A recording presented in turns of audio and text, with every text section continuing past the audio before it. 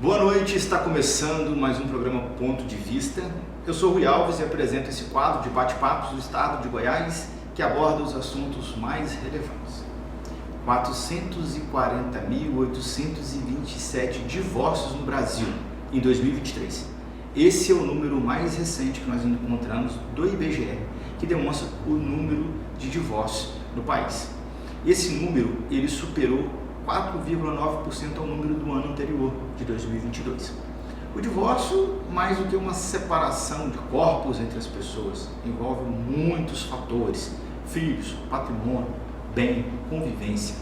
Hoje nós vamos falar sobre divórcio e suas consequências jurídicas. Nossa convidada de hoje é a doutora Juliana Costa. Doutora Juliana, boa noite, seja muito bem-vinda ao Ponto de Vista. Boa noite, Rui, muito obrigada, agradeço o convite e é um prazer estar aqui com vocês. Obrigado. Foi assim, em cima da hora que nós conversamos, né? Mas já agradeço demais a disponibilidade de poder vir aqui, bater esse papo conosco. E divórcio, eu acho que é um assunto, doutora, que é uma dúvida de muitas pessoas quanto a como fazer, o que proceder. Eu tenho dúvida sobre patrimônio, sobre empresa, sobre muitas coisas. E acho que hoje aqui a gente vai conseguir tirar a dúvida de muita gente que está vivendo uma situação dessa, ou viveu e já enxerga o que poderia ter sido feito melhor, e até aqueles que vão casar e ficam pensando, pera lá, e como é que fica lá na frente, né? A gente não está falando também, não vai falar aqui que você já vai casar pensando em divorciar, mas pode acontecer. Sim. Né? Mas antes da gente entrar no assunto, eu gostaria só de te apresentar, para quem não conhece ainda. Eu sei que você já esteve aqui nesse estúdio, gravou com a doutora Laís Água, não foi? Isso. No programa Mais Mulher. Isso, foi maravilhoso. A doutora Laís também já foi uma entrevistada nossa, a gente falou bastante aqui, conversou bastante, e hoje eu vejo que ela faz um trabalho excelente aí apresentando o programa Mais Mulher. Vejo que ela traz excelentes convidadas e parabéns pela sua participação também no programa dela. Muito obrigada. Doutora Juliana Costa, advogada, formada pela PUC Goiás, pós-graduada em Direito Civil e Processo Civil e pós-graduada em Advocacia Criminal. Isso. E para quem também não conhece um pouco dos ramos do direito, o direito de família, que eu quero falar hoje, está aqui dentro da sua especialização, né? Direito Civil e Processo Civil. Exatamente. Né? Doutora, divórcio, a gente fala as palavras divórcio, a pessoa casou, quero divorciar. Como é que é o divórcio? O que é o divórcio no Brasil? Bom, primeiramente a gente frisar que o casamento, ele é um negócio jurídico, né? Ele é um contrato e o divórcio nada mais é do que encerramento deste contrato, né? Além da separação de corpos, que já disse aqui, o divórcio é a formalização dessa separação, falando aí de forma mais simples possível para o nosso público entender sobre o divórcio. Legal. A gente fala de divórcio quando existe o registro do casamento, né? Formalizado, foi em cartório, foi lá e casou. Mas também tem aqueles casais que se uniram, constituíram o patrimônio, uma vida durante o tempo aí e não formalizaram. Aí esses aí são as pessoas que convivem em união estável, né? Exatamente. E o direito avançou muito ao longo dos últimos tempos aí, trouxe esse Instituto da União Estável que é similar ao casamento. Antes da gente falar do divórcio, vamos dar uma pincelada sobre essa questão de casamento, para quem está assistindo entender que qual é a condição que ela tem de divorciar ou não, se está pensando em fazer e como procurar o profissional. A união estável, vou até voltar. O casamento, ele traz alguns regimes jurídicos desse contrato. Achei bacana, até botei aqui o contrato, porque esse termo, de fato, ele é o que representa o divórcio, né? O casamento, quer dizer. O casamento, ele traz alguns regimes de casamento, né? Então, até isso é importante para a pessoa saber na hora de separar os bens. Quais são esses regimes que hoje temos no Brasil de casamento? Bom, hoje nós temos o tradicional, que é o regime parcial de bens, que a maioria dos brasileiros são casados nesse regime. Temos a separação total de bens, temos o regime de separação obrigatória de bens e o regime que é o de participação final nos aquestos. Perfeito. Só trouxe um aqui que é até interessante, detalhes importantes nele, o da separação total e da separação obrigatória. Por que a separação obrigatória? Se a pessoa quiser casar com a comunhão, ela não pode? Não, o que acontece? Esse regime, geralmente, vamos lá no mais clássico, né? Uma pessoa que já tem 80 anos. ela já não casa mais sob o regime parcial de bens. Obrigatoriamente, ela vai ser obrigada a casar no regime de separação obrigatória dos bens, né? Justamente para proteger o patrimônio aí e proteger o patrimônio dos herdeiros. Daquelas pessoas que casam com a diferença gigante de idade, por amor. Por amor? Exatamente. E aí tem aí, então, um regime para poder resguardar. A legislação traz essa obrigatoriedade. Exatamente. Né? Certo. É importante, eu acho. Importante isso é porque resguarda aí o patrimônio dos filhos devido ao avanço da idade. Já é notório que uma pessoa com uma idade de 80 anos, ela já não tem mais 50 anos de vida, né? Então ela tem mais alguns anos de vida e que estaria prejudicando de repente aí esse patrimônio que fica para os familiares. E também que não impede essa pessoa que casou, apesar do regime de separação total, né, que ela possa comprar algumas coisas no nome do cônjuge, já entregando para o cônjuge uma parte. Sim, sem problemas. Desde que ela pode dispor, né, dos bens dela, desde que não atinja o patrimônio dos herdeiros, ela pode dispor de 50%.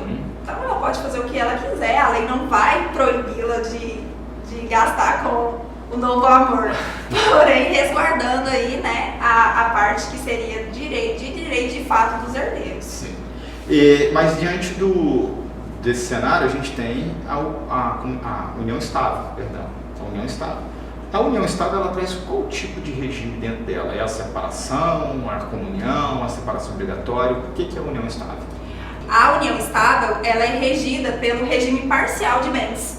Então, logo, quando a pessoa tem o intuito de construir família, mas não casa, né, não vai lá no cartório, faz tudo direitinho, o regime que é adotado é o regime parcial de bens. Ou seja, tudo que adquiriu na constância ali da união é partilhado meio a meio.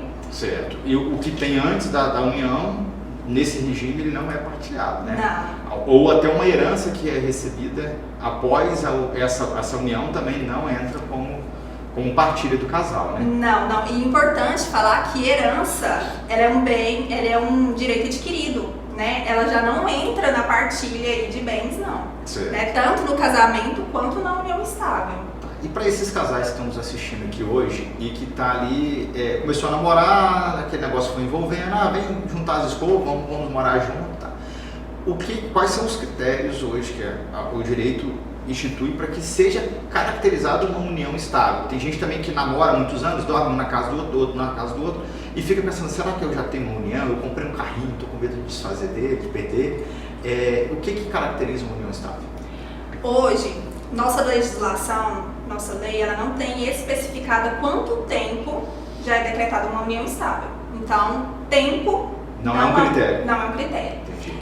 Porém, o intuito de constituir família, esse é né? O convívio, a habitualidade.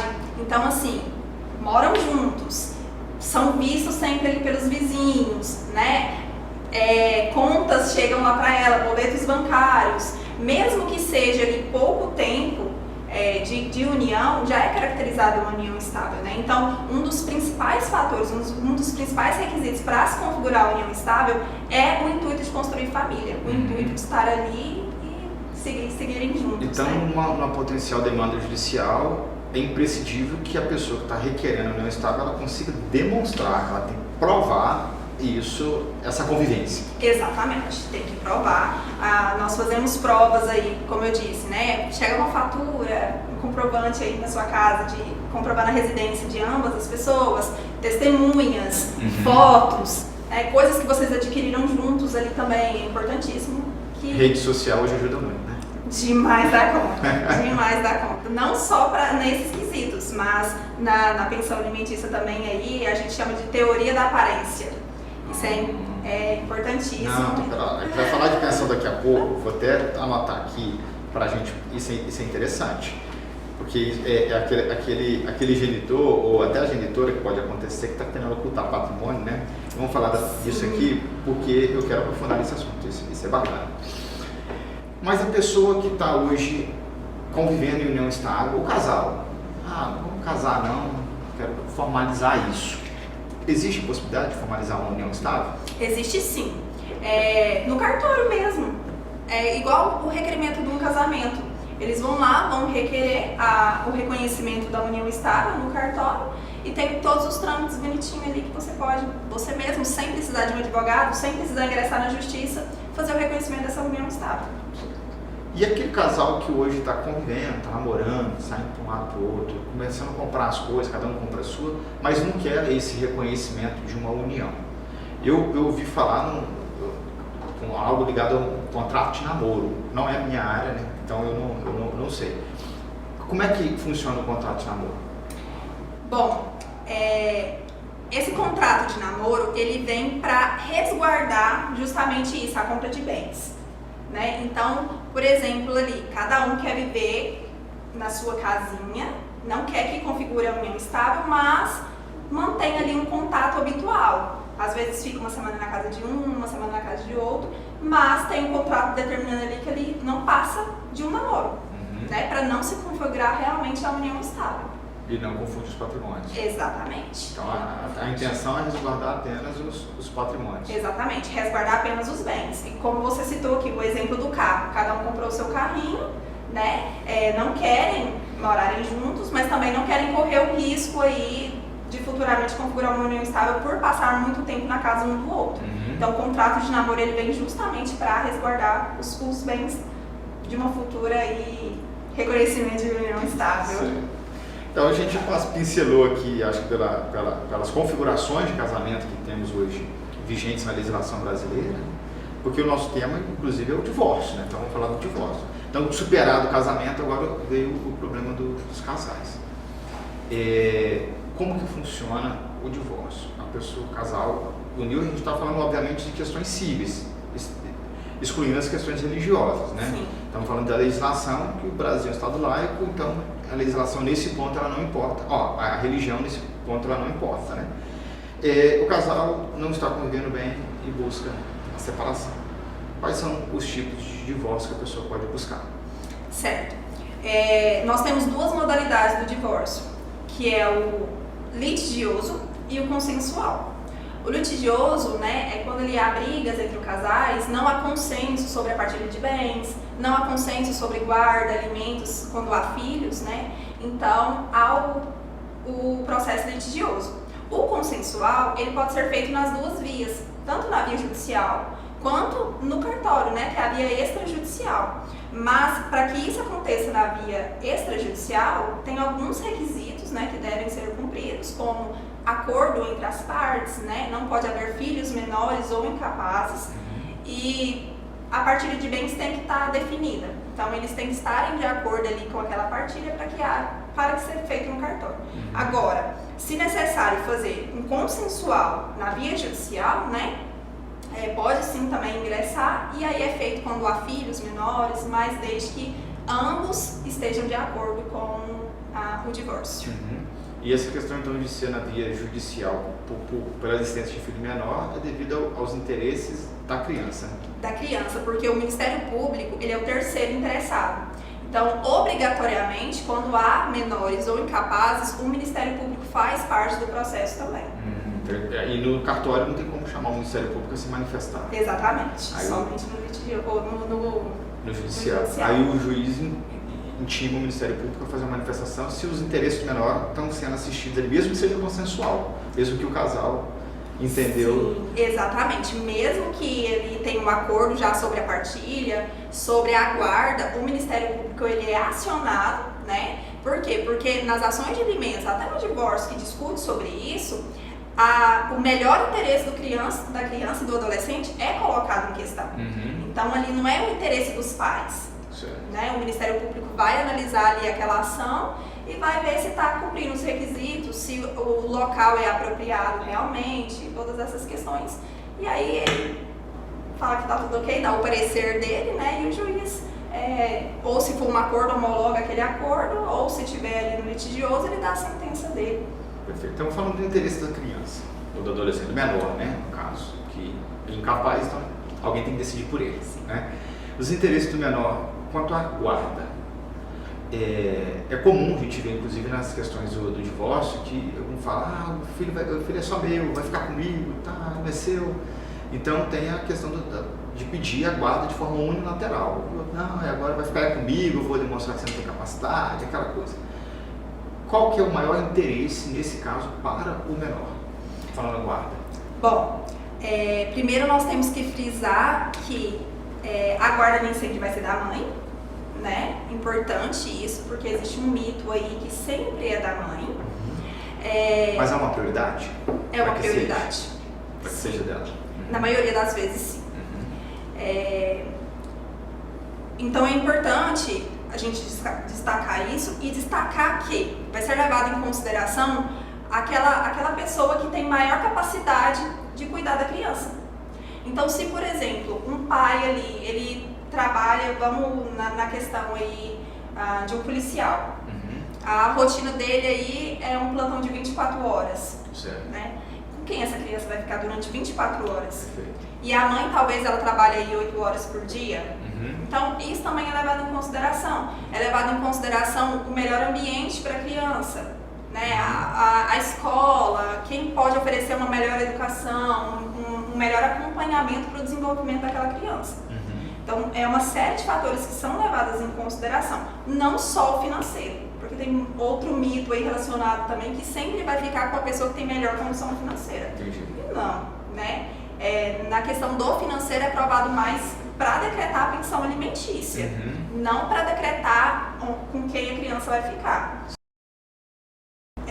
Você falou aí um pouco sobre a guarda unilateral, né?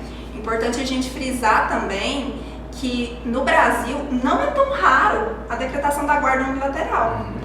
A guarda mais comum é a compartilhada.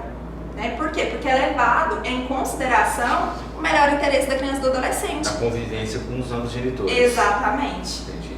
Então, ambos ali têm que estar na formação da criança. Certo. Então, não é justo um pai que queira estar presente ou uma mãe que queira estar presente ser impedida porque o genitor tem uma raiva, tem uma... Né? Então, o juiz sempre leva em consideração isso, que é interessante ali os dois estarem na formação. Eu vou até corrigir, né? Que eu falei ambos os genitores, mas às vezes os pais são pais adotivos e não são genitores da criança, são pais, né?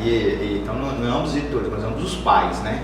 Que tem a guarda da criança, ou o registro e resolvem fazer o divórcio, estão brigando aí por essa guarda.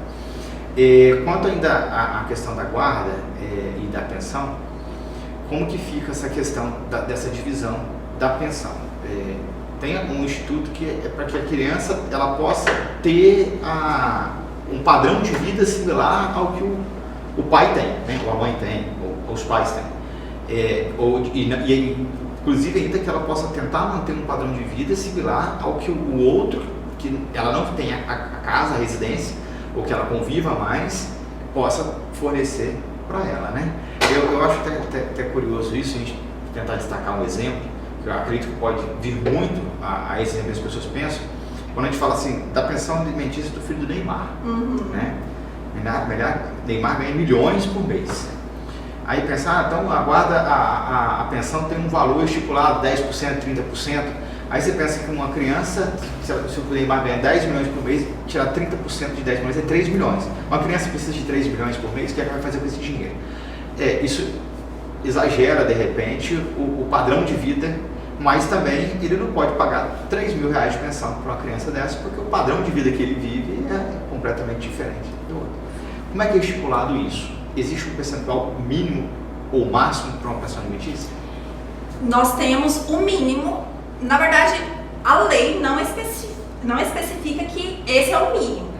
Mas a gente vê aí que o mínimo que sempre acontece, né, que a gente vê é 10%. 10% do salário mínimo. Certo. Né? Só que o que é levado em consideração? No direito nós temos alguns princípios. E o que a gente leva em consideração nas ações de alimentos é o trinônimo, que é a necessidade, proporcionalidade e razoabilidade. Então, tem que ser proporcional ao que o genitor possa pagar, necessidade da criança alimentada e a razoabilidade. A razoabilidade ali que fica razoável tanto para o genitor poder pagar e para a criança receber. Então, como você destacou, a criança ela tem que ter o mesmo padrão de vida do genitor. Então, no caso do Neymar, o Neymar recebe milhões. O filho dele realmente ele não vai ganhar ali só 3 mil. Apesar dele não precisar de milhões por mês, né, de 1 milhão por mês aí na sua renda, mas tem que ser razoável com a vida que o próprio genitor leva. Certo. Né? E como é que fica a questão de que a pensão vai para a unha, para o cabelo, porque a gente vê muito isso, né? Ah, mas olha lá, tá fazendo a unha, tá fazendo o cabelo, tá colocando cílios e é com o dinheiro da minha pensão, né? R$300. E geralmente quem paga os R$300 é que reclama, né, disso. Aquele que paga mais não acredita que seja para isso, né? A pensão é da mãe ou é da criança? A pensão é exclusiva da criança. Só que nós temos que levar em consideração que a criança, ela mora na casa, ela bebe água, ela toma banho, ela usa energia. Então, todos esses custos são rateados. Tem que ser dividido 50% para cada um. Então, assim, muitos acreditam que está pagando ali um valor exorbitante e a mãe que vai pegar todo aquele dinheiro. Mas não levam em consideração também que há gastos que a mãe não coloca. Né? É deferido nas ações de alimentos as despesas extraordinárias. Mas o que o juiz geralmente coloca nessas despesas extraordinárias? Saúde e educação. A educação geralmente é o quê? Materiais escolares, né? Que tem que ser rateada. A saúde ali é de remédios. Muitos... E aí dividido igualmente entre os pais, né? Exatamente. Só que muitas crianças aí, o pai não paga um plano de saúde, não ajuda a ratear com 50% desse plano. E na justiça, geralmente, os juízes também não determinam para pagar esse plano, somente os remédios. Então, quem arca com todos esses custos? A pessoa que está com a criança, geralmente é a mãe. Certo. Então, não é justo, eu vou falar que, né, eu tenho até clientes que eu atuo para ambas as áreas, e eu sempre falo para meus clientes, não é justo querer colocar essa conta em cima da mãe, sendo que a mãe arca com outros custos que ela não fala. Sim. Né? E até, por vezes, até um custo emocional, né? E físico de cuidar da criança o dia todo. Exatamente. E cuidar de uma criança não é fácil. Você já tem filhos? Não, eu tenho 2. Tenho um de 3 e um de 1 ano e meio. Então não é brincadeira ficar o tempo todo. Eu fico o dia inteiro fora quem cuida da minha esposa. Então eu sei a dificuldade que é cuidar de uma criança fisicamente falando. Então acredito até que se a remuneração for para uma mãe numa condição dessa, ainda é razoável. Porque não é brincadeira cuidar de uma criança. E se não for ela para cuidar, vai pagar uma babá, cuidar, né? Uma cuidadora. Como é que fica esse cuidado físico, inclusive? Mas aí a gente também tem a situação que o senhor nos trouxe aqui. Eu quero que o senhor fale da teoria da aparência.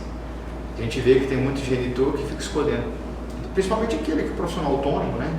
Ou motorista de aplicativo, e que faz bicos aí, então fica escondendo o patrimônio, fala não tem renda, então paga aí 30%, 10% do salário mínimo e está vivendo a vida de rei enquanto o filho está passando necessidade. O que é a teoria da aparência?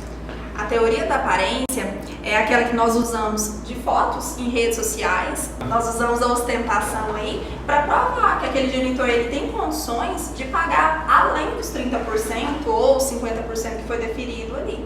Então a gente usa fotos, redes sociais, festas que o genitor vai, né, para demonstrar isso. E aí essa demonstração é chamada hoje de teoria da aparência. Um bem que ele diz que não tem, não está no nome dele, ele está sempre no mesmo local com o carro, com som, carro de som, aí você demonstra em vários lugares usando aquele veículo para demonstrar que é do genitor. Isso, por exemplo, é muito comum a gente ver genitor que tem um carro lotado de som, né? Pelo menos meu público, assim, eu consigo notar isso. E porque às vezes o som é o preço do carro também. Exatamente, às vezes extrapola. E eles postam muito carro de som, né? Não faz sentido nenhum você encher o carro de som e não mostrar pra ninguém, né? Sim. E aí você vai fazer uma busca, né? Faz a busca, o carro não tá no nome dele. Né? Tá no nome de um terceiro. Às vezes do parente. Isso. Mas nas redes sociais dele, ele tá lá falando, meu carro, aquelas legendas que a gente já conhece. Então, a gente usa daquilo ali né, para demonstrar, olha, fala pro juiz, olha, ele não tem o nome dele, porém, olha as redes sociais dele, ele fala, claro, que é dele, né? Então tem muito disso, ostentação, final de semana, indo pra balada, tirando Bebidas foto daquele caras. combo, isso, exatamente. A gente usa disso para demonstrar. Aquele genitor que está ocultando patrimônio. Vamos avançando aqui, mas eu quero deixar um recadinho, doutora Juliana, para os advogados que estão nos assistindo aqui. Doutor que tem dificuldade de comunicação com seu cliente, que está o tempo todo ligando no escritório. Doutor, como está o andamento do meu processo? Existe um aplicativo que soluciona esse problema no seu escritório. Ele notifica na tela do celular do seu cliente o andamento do processo dele e cessa essas ligações insistentes que tem aí e ainda deixa o seu cliente satisfeito com uma comunicação efetiva do seu escritório com o cliente. É o app do advogado. Acesse o link aqui embaixo e conheça essa plataforma que vai resolver esse problema no seu escritório. E você, jovem, que busca o ingresso no mercado de trabalho por meio de uma qualificação profissional adequada, a Faculdade Delta está com as inscrições do vestibular 2025-2 abertas. São 5 cursos de graduação que vão te posicionar melhor no mercado de trabalho. Doutora Juliana, a gente falou aqui então de guarda e de pensão. Agora a gente vai falar de uma outra situação que não envolve quando tem filhos menores, né? Porque quando são maiores a guarda e a pensão já não existem, né? Mas quando tem filhos que não tem filhos ou tem filhos maiores, que é a questão do patrimônio. Né? Tem gente que está aqui nos assistindo, está vendo a gente falar sobre isso, mas o meu patrimônio? Como é que fica na dissolução? Quando a pessoa é casada, então, na comunhão parcial, que a gente já falou que da comunhão, que divide-se os bens após o casamento, ou na comunhão total, né, dos bens, né, que tudo que você adquiriu antes ou após o casamento está envolto. Isso já não se discute mais os bens todos se comunicam. Separou. Como que ficam esses bens? Como é que é dada essa divisão? O que está no meu nome é meu, o que está no nome da minha esposa é dela, ou é diferente? Então, vai depender do regime adotado no casamento. Inclusive tem outro regime que eu não citei ele, que é o universal de bens, né? Que é o que comunica todos os bens. Todos os bens, isso. Recebi uma herança durante o casamento, é do casal. Isso, aí engloba todos os bens. Então, assim, tem que ser analisado no momento do divórcio qual foi o regime adotado. Então, se por exemplo, voltando no parcial, que é a maioria, né? Houve aí a dissolução do casamento, 50-50. O regime universal de bens, né? Houve ali a dissolução do casamento, com o divórcio, partilha tudo que está no nome de ambos os cônjuges e cônjuges. Separação total de bens, cada um fica com o seu, né? Agora, no outro regime, que é o participação no final dos aquestos, esse regime ele é o mais incomum, né, de ser adotado aqui, mas cada um fica com aquilo que tem no seu nome. Entendi. Né? Então, adquirido após o casamento. Isso, exatamente. E o que estava antes é de cada um de toda forma. Cada um de toda comunica. forma, não comunica. É Certo. igual o regime parcial de bens. O que tem antes do casamento também não comunica, somente aquilo que foi adquirido na constância do casamento. Entendi. Mas e aquele então que é o mais comum, que é esse da comunhão parcial ou união estável, que a gente já disse que é similar, né, a mesma situação. Na hora da separação, como que é feita essa divisão? Ela é igualitária? Sim.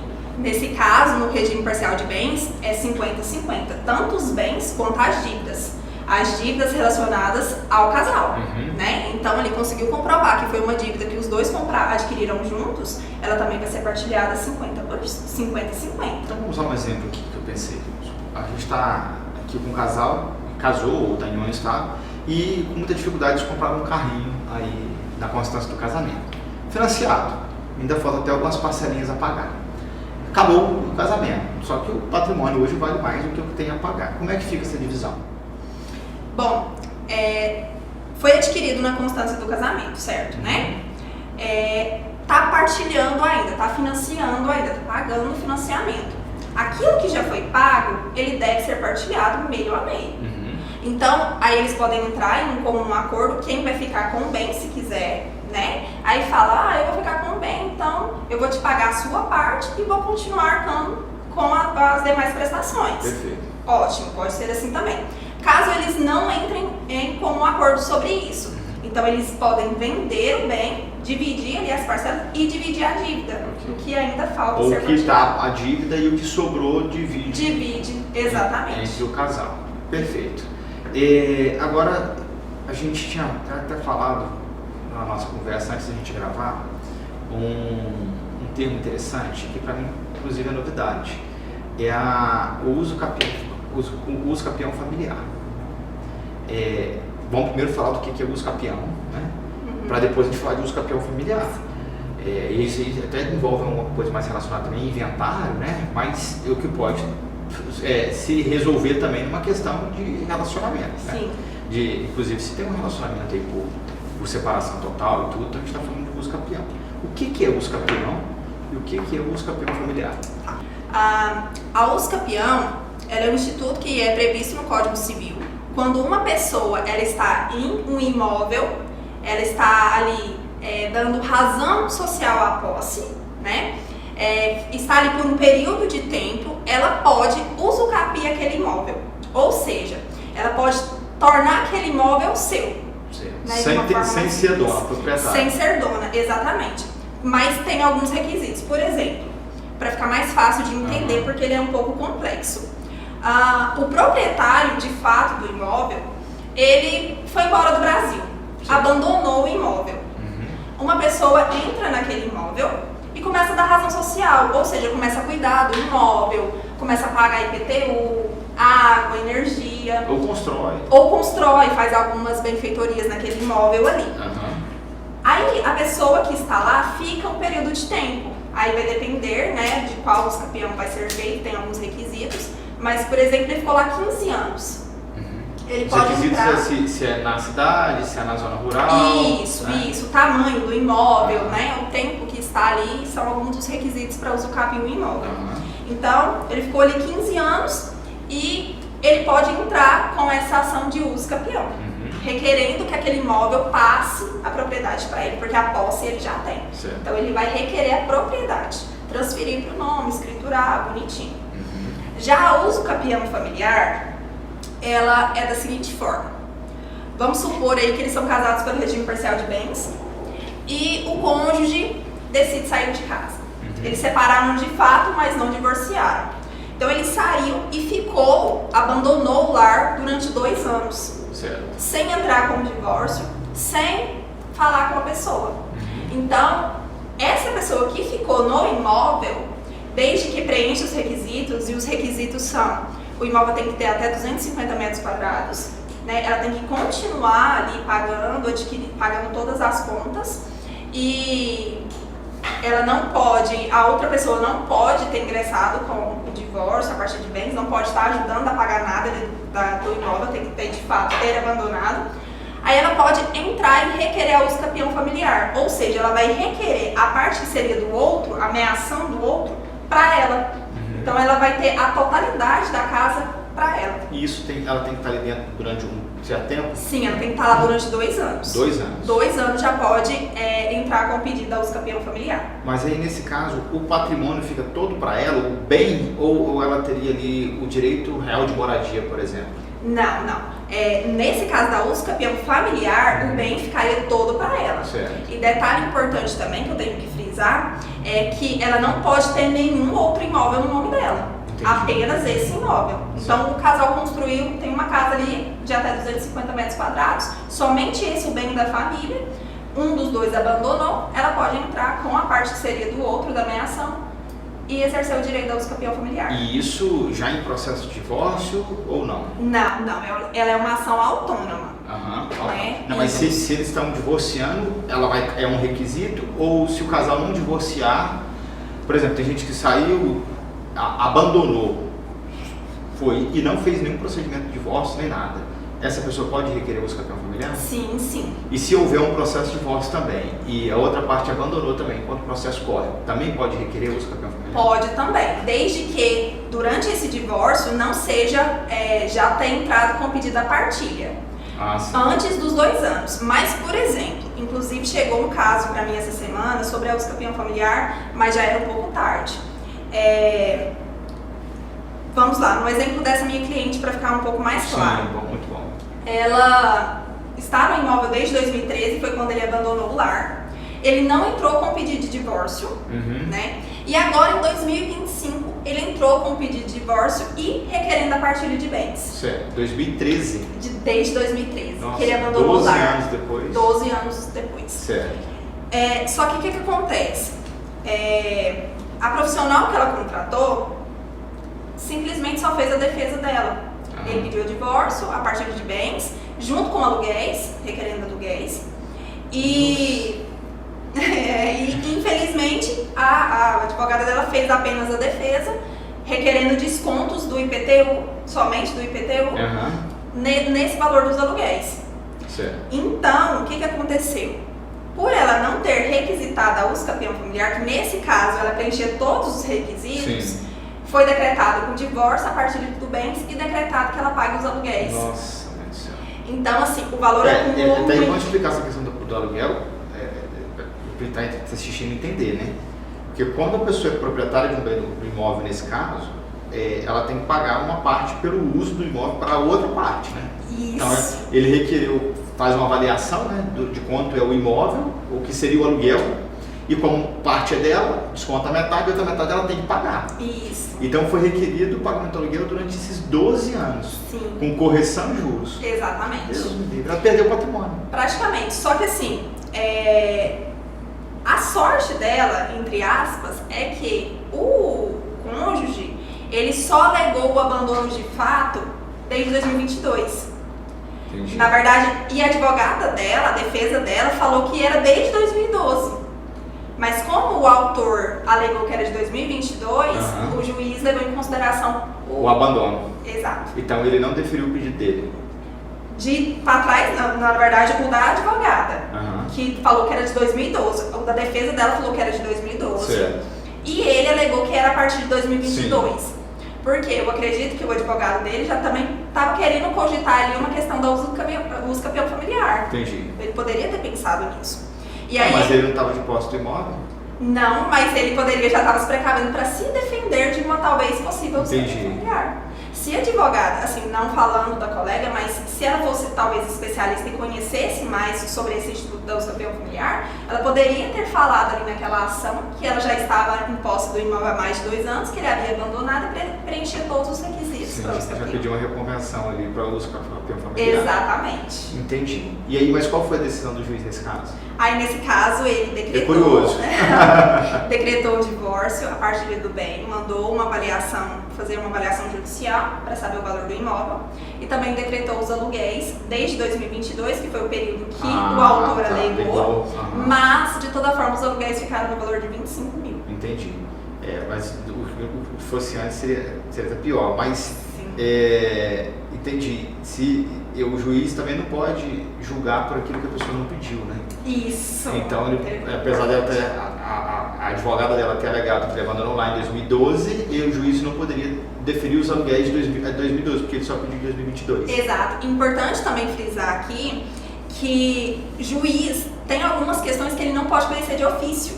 Ou seja, ele olhar, ele vê lá o processo e fala, nossa, aqui cabe um uso campeão familiar. O juiz ele não pode fazer isso, né? Ele requer o judiciário, pra gente ingressar no judiciário, a gente tem que provocá-lo. Ou seja, tem que contratar um advogado, o advogado entrar e fazer todos os pedidos, e o juiz ele vai decretar da sentença de acordo com o pedido que foi pedido e a defesa ali, né? Então ele não pode simplesmente olhar, ver que tem possibilidade de uma outra ação, um outro direito ali que não foi pedido. De ofício ele não pode. Doutora, o nosso tempo está chegando ao fim, infelizmente. Passa muito rápido nosso bate-papo, mas eu teria só uma dúvida ainda sobre o divórcio, porque é um caso recorrente, a gente vê que acontece muito e cada vez mais tem sido divulgado os casos de violência doméstica. Tem muita gente que ainda pensa que o divórcio ele deve ser autorizado, que a pessoa não pode requerer o divórcio, fala, eu não vou te dar o divórcio, né? Você quer separar, eu não vou te separar de você, e fica usando. Tem marido que usa isso até como violência emocional com a mulher, você não vai separar de mim, não vou assinar. Como que funciona a questão do divórcio, e inclusive para esses casos de violência doméstica? A mulher que está aqui nos assistindo, está sofrendo violência doméstica, pensa em separar, o que ela tem que fazer? Quem que ela deve procurar? Tá, vamos lá. Nesse caso, importante a gente destacar que o divórcio ele é um direito potestativo. Ou seja, quem possui esse direito, o titular do direito, não precisa da anuência da outra parte. Ou seja, não precisa da autorização da outra pessoa para que ele possa modificar ou requerer. Então, o divórcio ele não precisa da autorização do outro cônjuge para que seja decretado. Nos casos de violência doméstica, ela deve procurar um advogado, né? Porque o divórcio é obrigatória a presença do advogado. E o advogado ele vai entrar com o divórcio por liminar, que é a antecipação da sentença final, né? Que nós usamos a tutela de urgência. Ela é a antecipação dessa sentença e logo de início o juiz já vai decretar o divórcio, sem precisar citar outra pessoa, chamar outra pessoa para o processo para ser decretado esse divórcio. Perfeito. Então, a pessoa que está sofrendo violência doméstica deve procurar um advogado e ir atrás do divórcio para poder sair dessa circunstância que está vivendo. Exatamente. Primeiramente, fazer a denúncia, isso é importante. Pedir as medidas protetivas, né? Que nossa legislação ela prevê isso e é importantíssimo. E depois requerer o divórcio. Certinho. Doutora Juliana, muito obrigado pela sua participação. mas antes de encerrar, deixa aqui as redes sociais, as pessoas que querem conhecer um pouco mais sobre o trabalho que a senhora faz relacionado a isso. A gente sabe que o Código de Ética da OAB impede a divulgação de canais de comunicação ou de venda, mas para orientação é permitido, né? Então as pessoas querem buscar conhecer um pouco mais para o conhecimento e buscar orientação. Qual é suas redes sociais para conhecimento? É Juliana Costa, com 2 S no Costa, .advocacia. Certo. E deixa um recadinho também para quem está nos assistindo aí, que a pessoa já correr atrás e não perder a oportunidade de buscar um bom profissional. Bom, primeiramente, procure um advogado que seja da sua confiança, é importantíssimo. E procure um advogado que seja especialista na área que você precisa. Porque muitas vezes a gente perde um direito, né? A gente perde ali uma chance de ter um resultado bom, porque às vezes a gente vai num profissional que não seja especialista naquela área específica. Então é importantíssimo um advogado da sua confiança e um advogado que seja especialista na sua demanda. Certinho. Doutora, obrigado novamente pela participação, tá? E seja muito bem-vinda novamente para um outro bate-papo. Muito obrigada. Pessoal, e vocês, muito obrigado sempre pela audiência. Deixa aqui nos nossos comentários o seu ponto de vista sobre o nosso tema de hoje. Um tema importante que atinge todos os brasileiros. Aquele que já está casado, aquele que quer casar e quer conhecer um pouco mais sobre como que funciona uma dissolução de casamento. Curta o nosso vídeo, compartilhe esse vídeo e siga as nossas redes sociais. Ponto de Vista _PDV no Instagram e também a rede social da nossa parceira, a TC Multimídia. Um abraço ao meu produtor querido aqui, Lucimar Faria, que está sempre trabalhando para trazer o melhor conteúdo e a melhor qualidade de som e imagem aqui para vocês. Justiça não é dar a cada um aquilo que ele quer, mas é dar a cada um aquilo que lhe é de direito. Santo Agostinho. Uma boa noite e até mais.